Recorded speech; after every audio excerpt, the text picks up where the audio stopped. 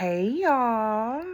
I hope y'all are doing well. Oh God, my glasses are reflecting, y'all. I'm sorry. These are Old Faithful. These are Old Faithful. Old Faithful is always on when I'm in the midst of having a break from my contacts or waiting on new glasses. And in this instance, I'm breaking from my contacts and my new glasses should be here sometimes this week, if not early next week. But we got to stick to Old Faithful. But nevertheless, I hope y'all are having a great day. Please don't mind my edges. I have to put disclaimers in. Please do not mind my edges because I cannot utilize edge control like that. Like, I will use it like if, hubby and I are headed out on a date and I just have to get it slicked down. But just having it just because I cannot, because it makes me have horrible psoriasis. It makes my scalp flare up and flake up so ugly. I just don't like that. So I just keep it clean and keep it oiled, and I'm sorry, y'all. So, but if y'all know of a product that I can utilize that will not allow my scalp to be irritated and psoriasis to flare up, please let me know. I don't mind. Thank you. Okay, so did we put all disclaimers? Okay, all disclaimers are out there. Glasses, edges. Okay, cool. So I hope y'all are having a good Tuesday. For those of you who do not know, I am Jasmine. I, of course, begin this journey of birthing and bearingness. She will birth. Recently, the Lord had been putting it on my heart for years, but I'm going to be so honest, y'all. This is just not the best topic that I could just step out and speak about so confidently, because it was so emotionally attached. I had to assure that I was able to get before you guys and really be able to do this. I'm gonna be honest, I'm still not 100%, but I am so far from where I used to be as far as talking about this subject and talking about my whole journey with infertility and how it all began and how it has really impacted my life. I'm not going to come on here and just be like, I have overcame it. I am there. It is well. It is well, but it is a day-to-day thing that I really have to surrender to God and ask Him to help me with this. So my point, or rather my reason to get on here before you all today, is to elaborate some things with you, to just bring you into my world for a second, to let you know how it started, and where I am with it as of now.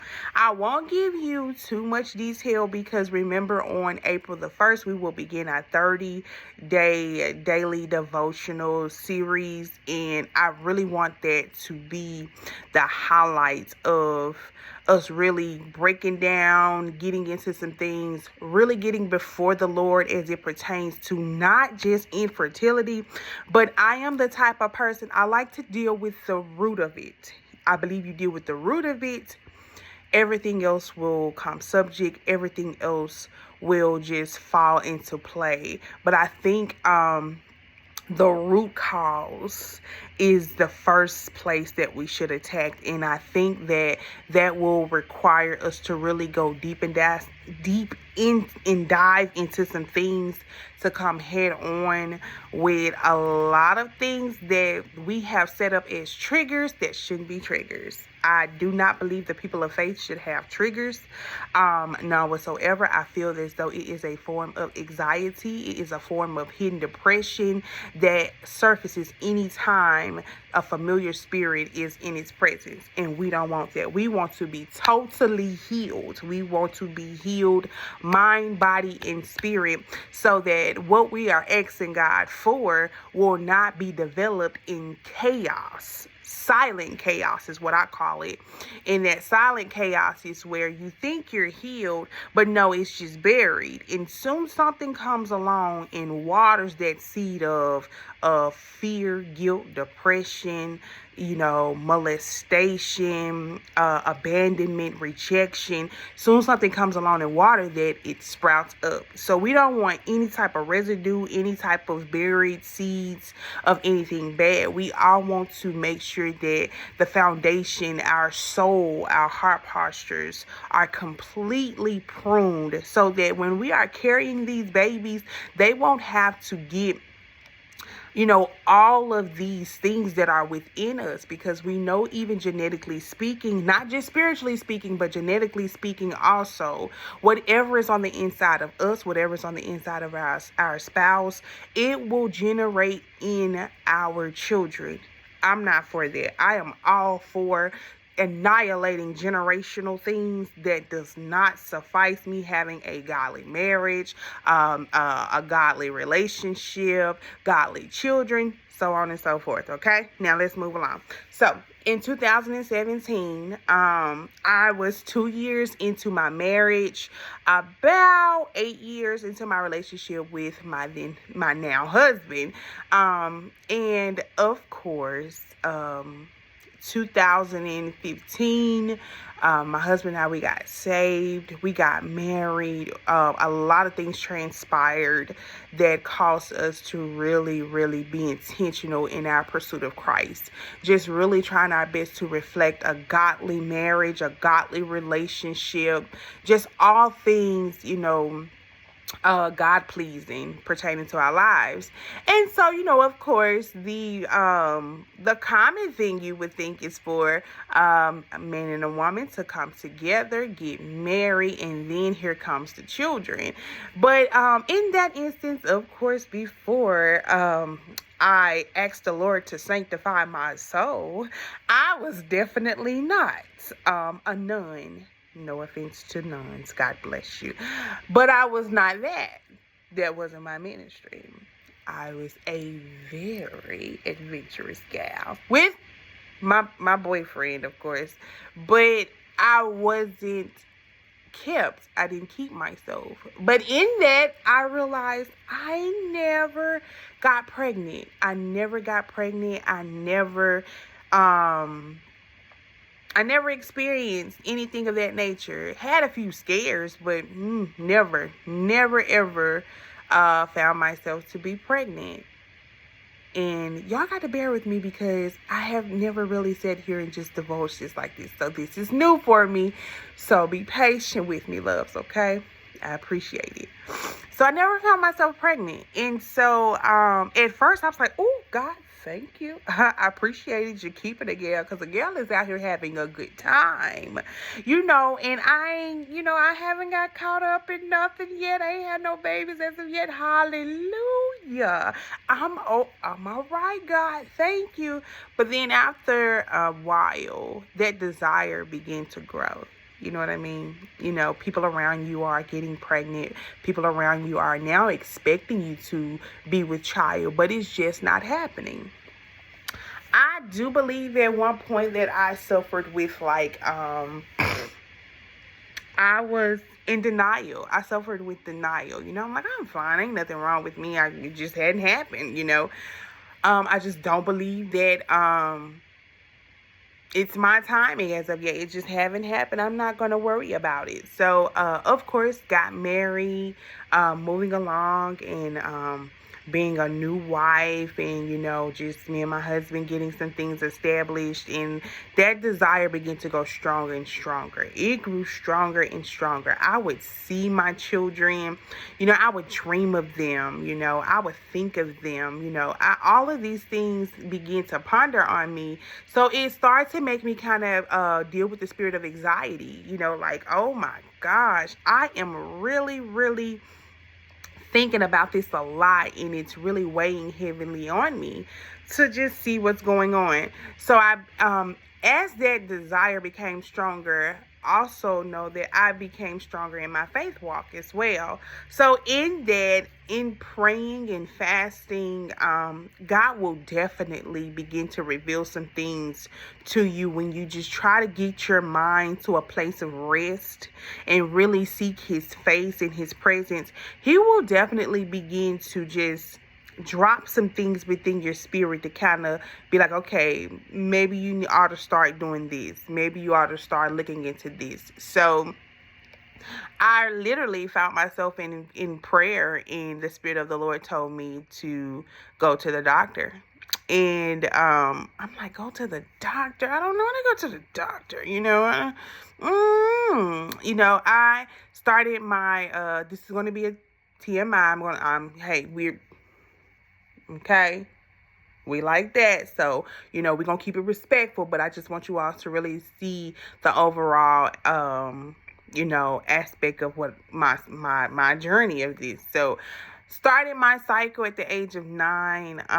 As I grew older, I always been someone that battled with my weight, being a bit more thicker. I won't say obese, but I always been thicker than what society say I was supposed to be. And that was thicker as far as best of both worlds, big breast, big hip, big butt type of thing, carried weight in the place that made me kind of like a curvy girl. Now, baby, I'm just fluffy. I guess that's the love weight, and we gonna fix that too. But come on, stay with me. So go to the doctor. I ended up having my annual, did advise them how, I just realized I've never been pregnant. Never been pregnant. Never ever had that opportunity. Not even, just nothing, because I don't want to downplay like it's okay as far as miscarriages or stillborns or anything of that nature, because all of that is a sensitive and it's a very unfair situation. But just never had that. And so my primary care physician, OBGYN, I'm sorry, she scheduled me with a specialist to go and see specialist to have a HCG done. And that is where they will take the dye and they will shoot it up into your uterus and see if the dye can come out of the sides of your fallopian tubes. So my husband and I went to the doctor. I had to go into the room by myself. My husband could not come in with me, and I lay back on the table and I watched as that doctor shot that dye up in my uterus, and neither sides came out. The compassion of that doctor, I feel as though, was just not there. He was like, "Oh, I'm sorry, you won't be able to have children." Patted me on my leg and basically was like, "Okay, you can get yourself together and we'll send the results over to your OBGYN." But it was the nurse that was in there with him, because I found myself sobbing like I've never ever thought I would cry. See, Jazz? Oh my God. Okay. Bear with me, y'all. This is normally in private conversations with just me and Jesus.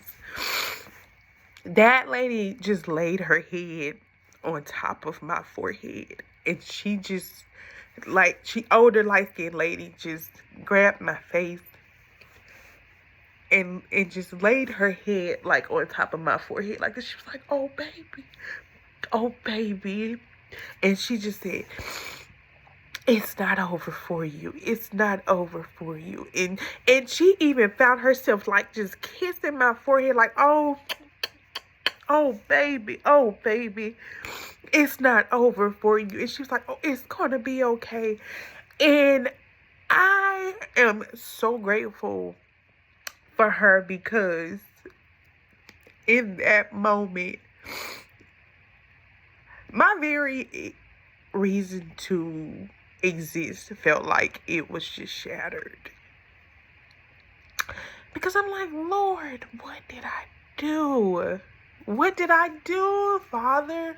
I've done something wrong. Help me to identify, what did I do wrong?" And that was the beginning of a long, lonely, and very, very challenging road for me. um, my identity just felt just robbed from me, because I'm like, I'm a woman, you know, I'm married. People are going to expect me and my husband to have children. My husband desires children, and you're telling me I won't be able to give him that? In the space of us coming together and the love of each other will be expressed through this blessing of a child. I felt robbed. I felt like I did something that robbed myself and my husband of ever having a family. So I got off the table and tried my best to get myself together before I saw my husband. And he asked me, it's like, okay, babe, what they say? How's it going? I couldn't say nothing but cry.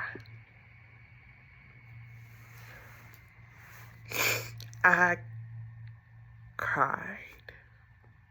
And he wrapped his arms around me and he just held me as we walked out of the specialist's office.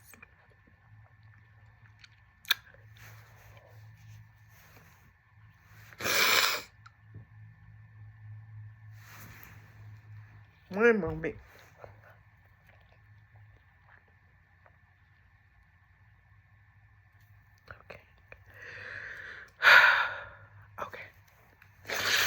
Okay. All right. Now, apologies, y'all. So, I had a lot of questions. I blamed myself a lot. I blamed myself a lot. I just didn't understand. I'm like, Lord, what did I do? What did I do that was so bad to where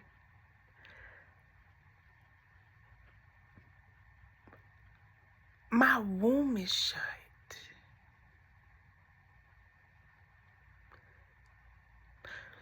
So I did. I wallowed in pity a lot, often. Until one day, I was laying on the couch. I heard the Spirit of the Lord say, it's not over. And I'm just like, Jazz, get out of your own head. Get out of your own head. And I heard that voice say again, it's not over. What are you going to do?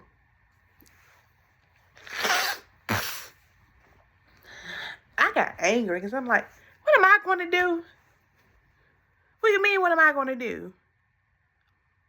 I don't even know what I did to even cause this problem, so I don't even know where to fix it. If I knew what to do, I would do it. I would do it. You got me going through life asking me what am I going to do, and I'm seeing people who don't even want children have them effortlessly without a problem. They're having them like they're bags of potato chips effortlessly. And you're asking me what I'm going to do? Why do I have to do something?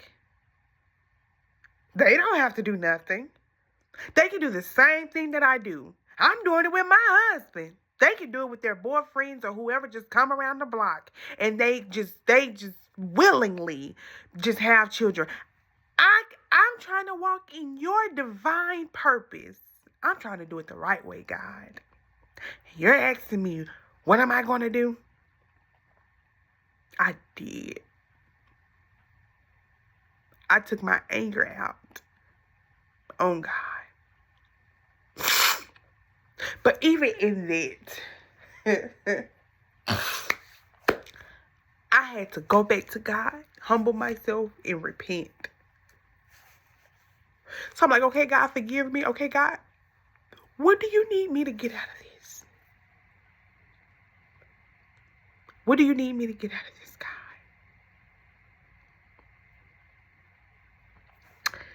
And what I've been getting out of this journey of the doctor saying that I can't have children other than IVF or adoption, I'm getting out that I can still birth even if it's not by way of my womb. God has blessed me to be the greatest aunt I could ever be to my babies. God has blessed me to birth businesses. God has blessed me to birth divine relationships. God has blessed me to birth ministries, one in which I love so much, and it's called Life After Loss. God blessed me to birth that event, and He showed me the essence of true birth. And it's not just in a child, but it's in cultivating the earth for the glorifying of the kingdom of God. Took me a long time to understand that. But God had to also advise me that even in you birthing spiritually, I am still the God that could allow you to birth naturally. But how bad do you want it? I'm going to leave you all there. There will be more. Today's Tuesday, Thursday. And I'll come back on and I'll let you know a little bit more regarding my diagnosis and where I am now and what am I doing. I want to take you to some really deep, dark places within this, but I know I can't cram pack everything just on one video. But I want you guys to know this: you are not alone. I was embarrassed a long time. I was embarrassed. I was so embarrassed, I didn't know what to do. But the strength of God has been my confidence to know that just because the doctors had said a thing, don't count me out. So on this lovely Tuesday, you guys take the time to just give God glory for the ability to hope. And give Him glory that in your hope, it can move God to actually do it, okay? Y'all be blessed. Have a wonderful Tuesday. Make today a great day. Do something to make yourself just feel happy. Whatever that contains, that does not go against the will of the Lord. Because remember now, we're trying to do this thing as tight and right as possible because we need God.